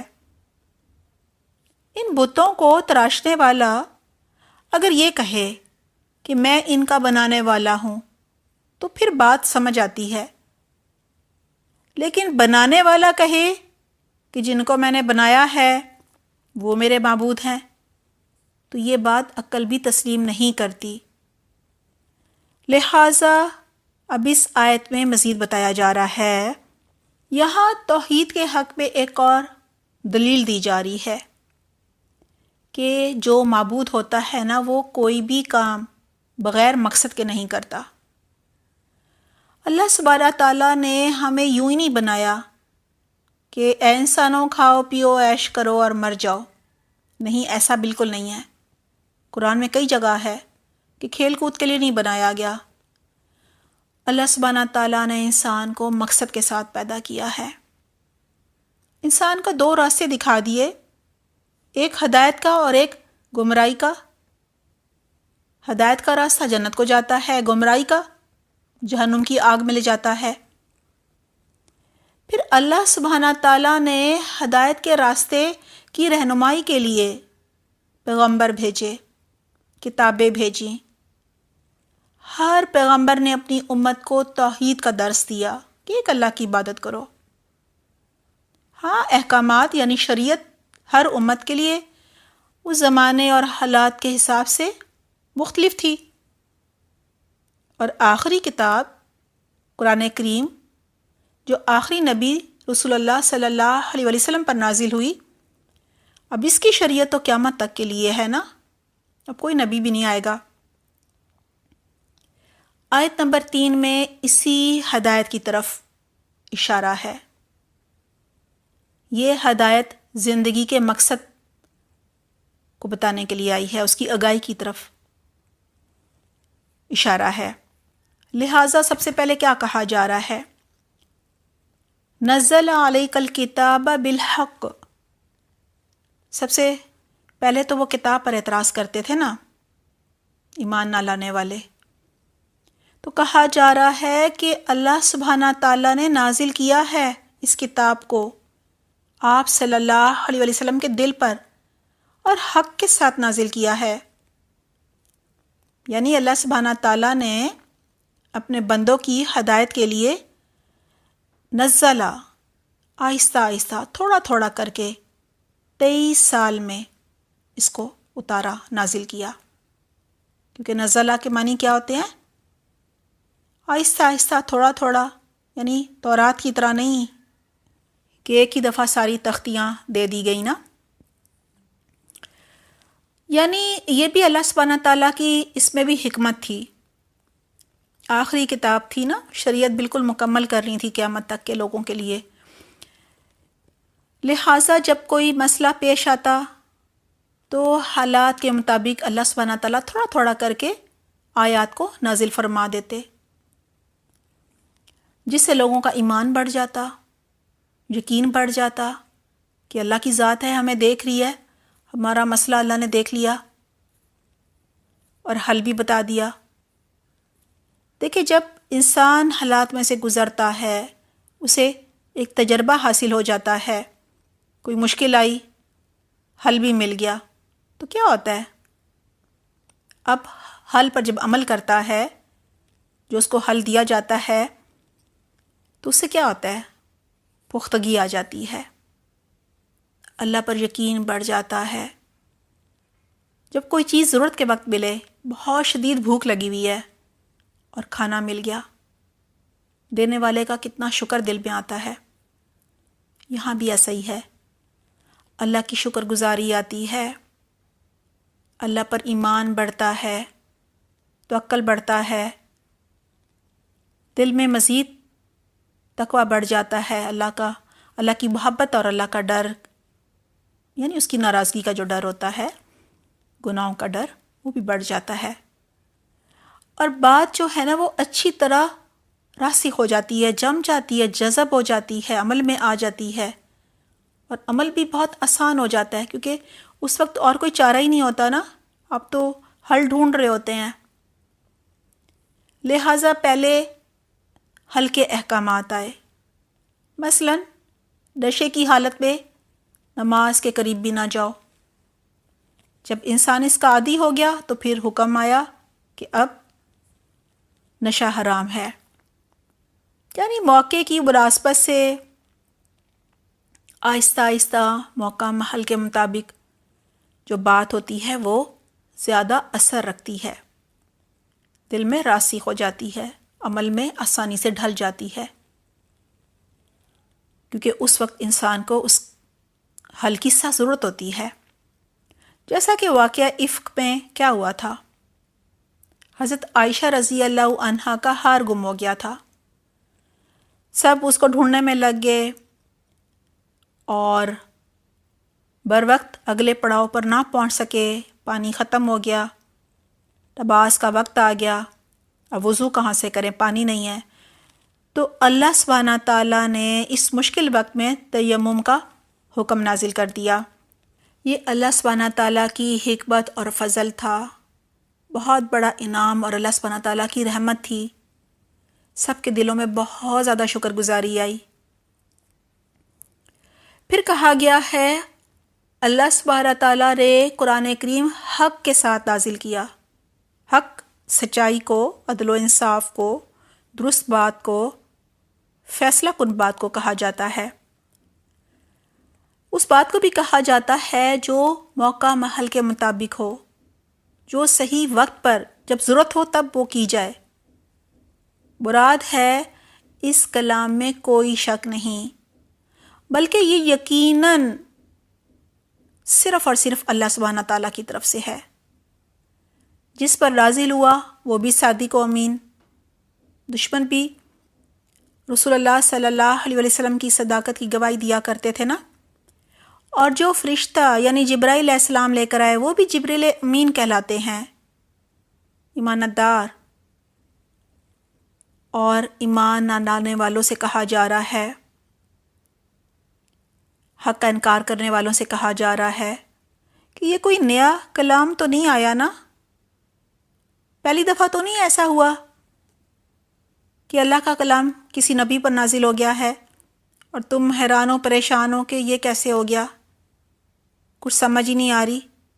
نہیں، جن انبیاء کرام کو تم مانتے رہے ہو، موسیٰ علیہ السلام کو، حضرت عیسیٰ علیہ السلام کو، ان پر بھی ایسا ہی کلام نازل ہوتا رہا ہے، لہٰذا کہا جا رہا ہے مصدق لما بین یدیہ وانزل التوراۃ والانجیل، یہ قرآن ان کتابوں کی تصدیق کرتا ہے جو اس سے پہلے نازل ہوئی تھیں۔ قرآن سے پہلے اللہ سبحانہ تعالیٰ نے تورات اور انجیل کو نازل فرمایا تھا۔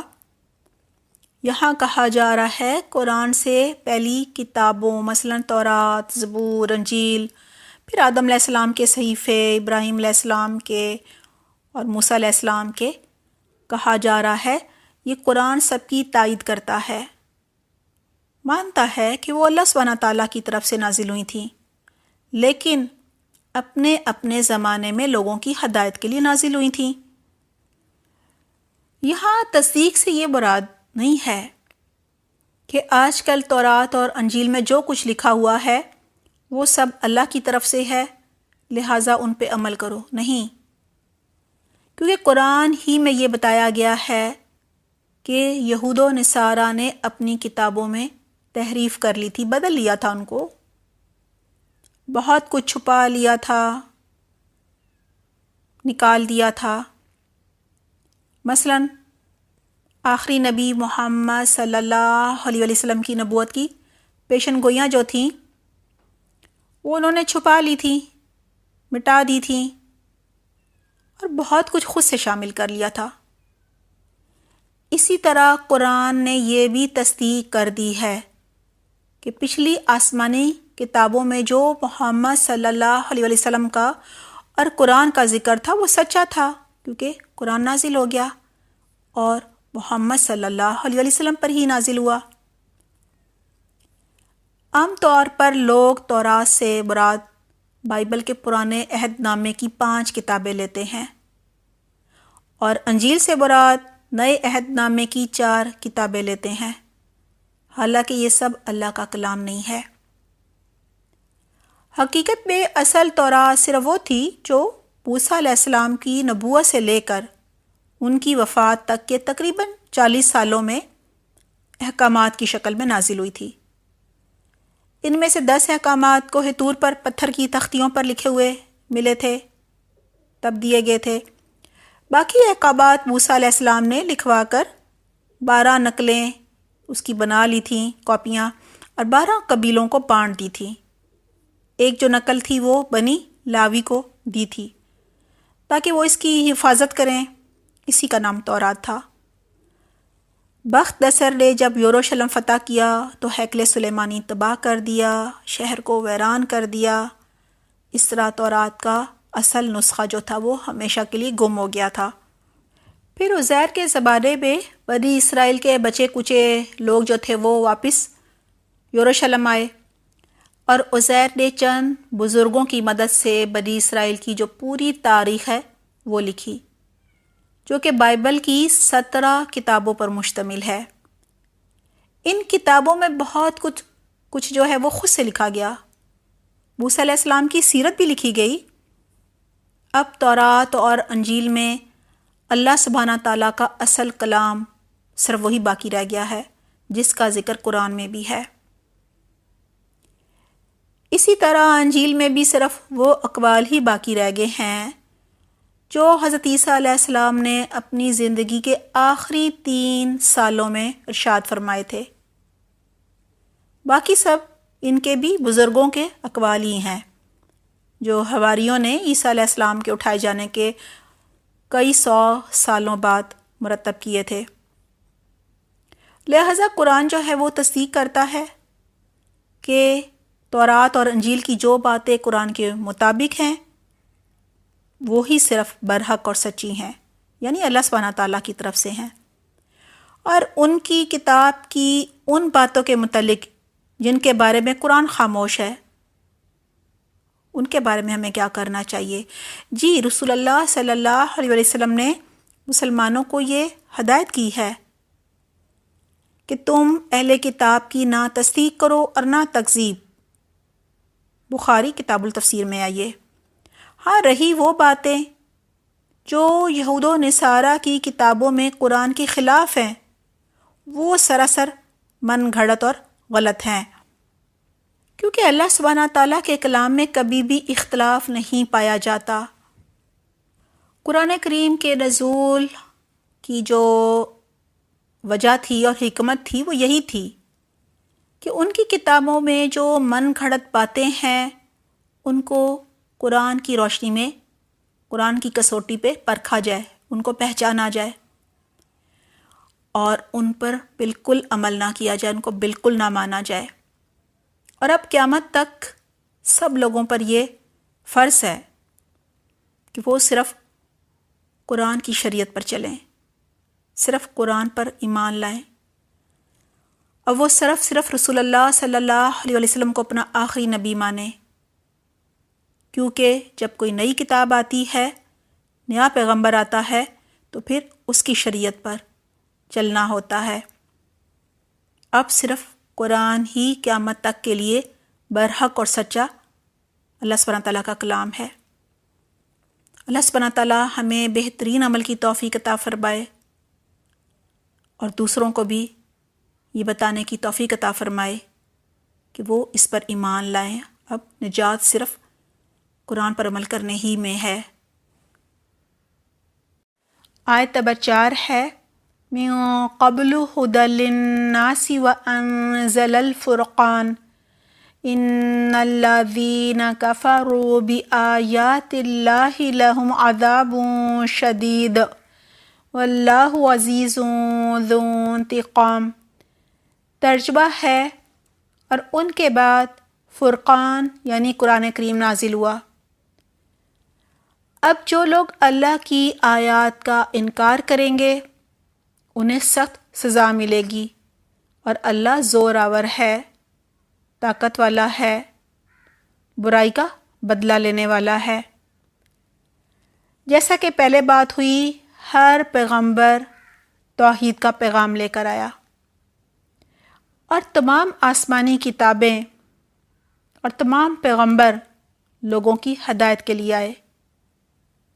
جب لوگوں نے آسمانی کتابوں میں رد و بدل کر لی، تحریف کر لی، تو اللہ سبحانہ تعالیٰ نے ایک نئی کتاب نازل فرما دی، ایک نیا پیغمبر آ گیا۔ مقصد کیا تھا؟ تاکہ لوگ اپنی اصلاح کر لیں۔ اصلاح کب ہوتی ہے؟ اصلاح کے لیے سب سے پہلے نیت اور ارادہ ہونا چاہیے۔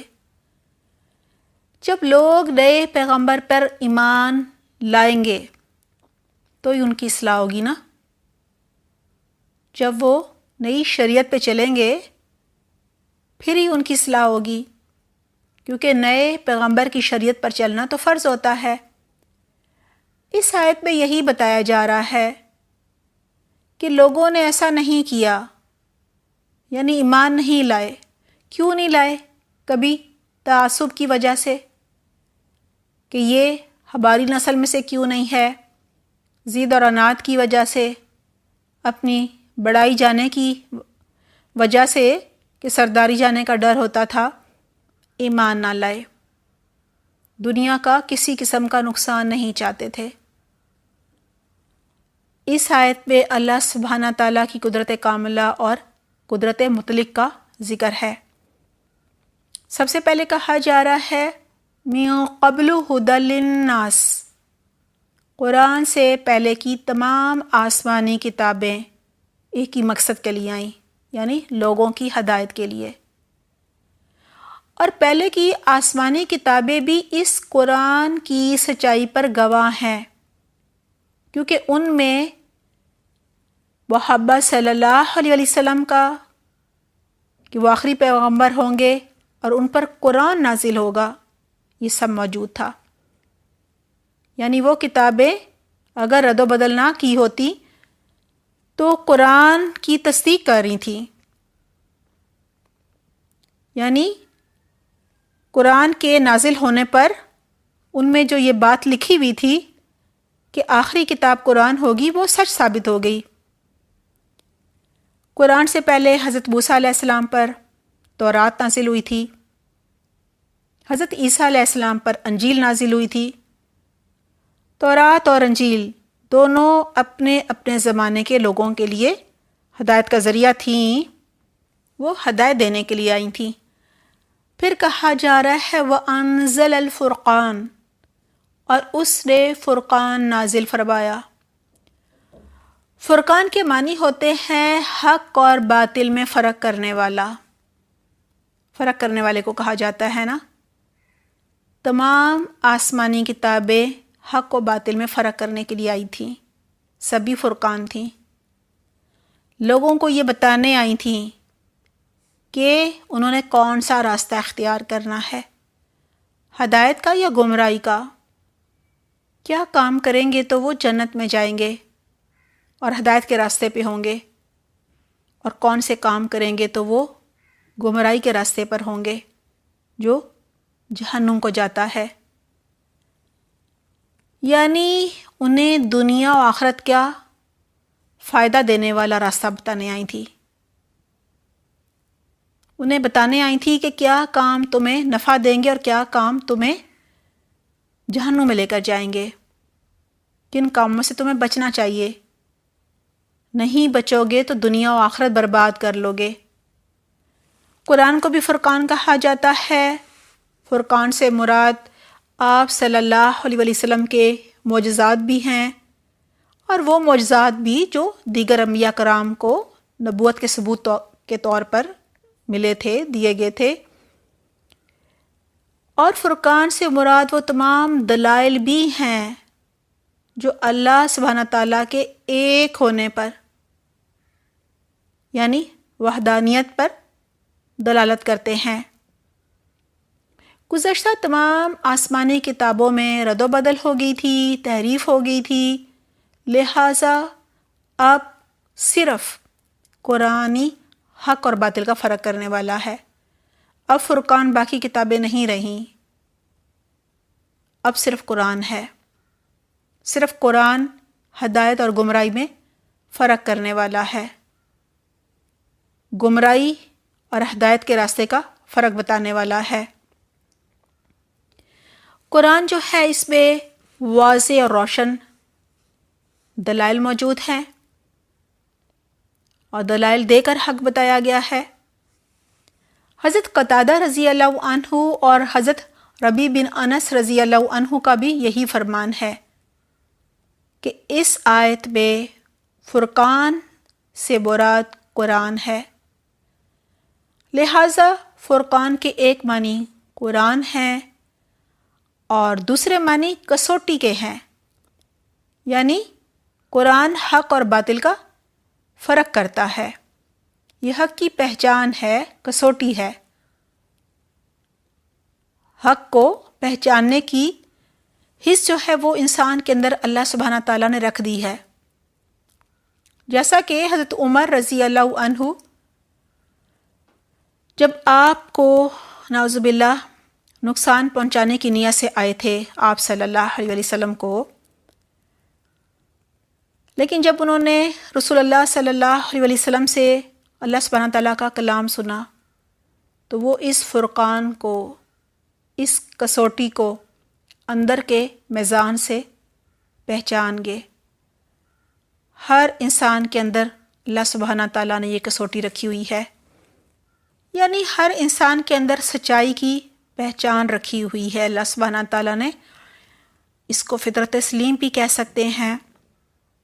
اب آیت کے آخر میں اس حق کا، اس فرقان کا انکار کرنے والوں کا انجام بتایا جا رہا ہے. کہا جا رہا ہے ان الذین کفروا بآیات اللہ لہم عذاب شدید واللہ عزیز ذو انتقام. ترجمہ ہے یقیناً جو لوگ اللہ سبحانہ تعالیٰ کی آیات کا انکار کرتے ہیں ان کے لیے سخت عذاب ہے اور اللہ غالب ہے، انتقام لینے والا ہے. یہاں ہر اس قوم کی طرف اشارہ ہے جس نے اللہ سبحانہ تعالیٰ کا کلام جو ہے سنا اور پھر انکار کیا،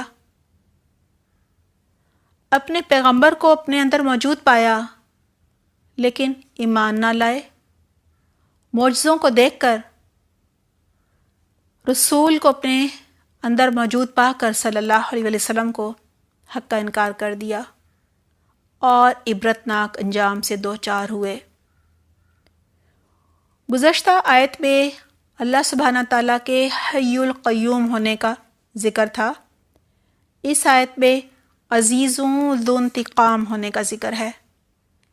کہا جا رہا ہے ان الذین کفروا بآیات اللہ لہم عذاب شدید. اللہ سبحانہ تعالیٰ کی آیات کا انکار کرنے والوں کو شدید عذاب ملے گا. حق کا انکار کرنے والوں کو دنیا میں بھی سزا ملے گی، جیسا کہ آپ نے گزشتہ اقوام کے قصے سنے نا، پڑھے قرآن میں. قوم نوح میں سے جو ایمان نہیں لایا تھا ڈبو دیا گیا. اسی طرح قوم لوط، قوم فرعون اور دیگر ایمان نہ لانے والی قوموں کو دنیا میں بھی سزا ملی، اور آخرت کا عذاب تو بھی باقی ہے اور بہت ہی شدید ہوگا.